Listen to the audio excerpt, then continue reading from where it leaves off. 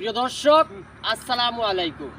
আজকে আপনাদেরকে যে একটি ঘটনার বর্ণনা দিতে যাচ্ছি, পারলে চোখের পানি ধরে রাখতে পারবেন না, জানলে আপনার চোখ কপালে উঠে যাবে। আমার সাথে যে ছোট্ট ভাইটিকে দেখতেছেন, ঘটনা এখানেই শেষ নয়, শুধুমাত্র ঘটনা শুরু হয়েছে। আপনাকে পুরো ঘটনা জানতে হলে পুরো ভিডিওটি দেখতে হবে। আমার সামনে যে ছোট ভাইটিকে দেখতেছেন, ভাইটি সুদর্শন স্মার্ট চেহারার একটি ছোট ভাই, কিন্তু ঘটনা সেখানেই শেষ নয়। এই ভাই আজ কেন রাজমিস্ত্রিতে পরিণত হয়েছে, জানতে হলে আপনার এই ভিডিওটি সম্পূর্ণ দেখতে হবে। জানতে থাকুন, দেখতে থাকুন, চোখ রাখুন এই আমার জিরো আনিস ভাই পেজে। জানতে হলে এই ভিডিওটি দেখতে হবে। মা বাবার স্বপ্ন ছিল ছেলে বড় হয়ে পড়াশোনা করে একদিন ঢাকার বড় একটি কোম্পানিতে চাকরি করবে, কিন্তু ভাগ্যের পরিহাস, সেখানে সে কিছুই করতে পারেনি।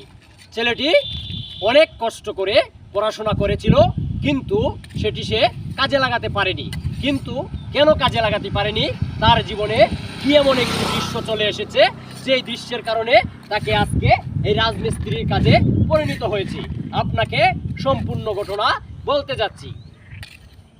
এই ছেলেটি সুন্দর স্মার্ট চেহারার একটি ছেলে। ছেলেটি যখন ক্লাস 9-এ পড়ে, তখন তার একটি মেয়ের সাথে সম্পর্ক হয়েছিল। সম্পর্ক আস্তে আস্তে গনিয়েছিল। সম্পর্ক গণিতে গণিতে এক পর্যায়ে সেটি ভালো একটি রূপ ধারণ করেছিল। কিন্তু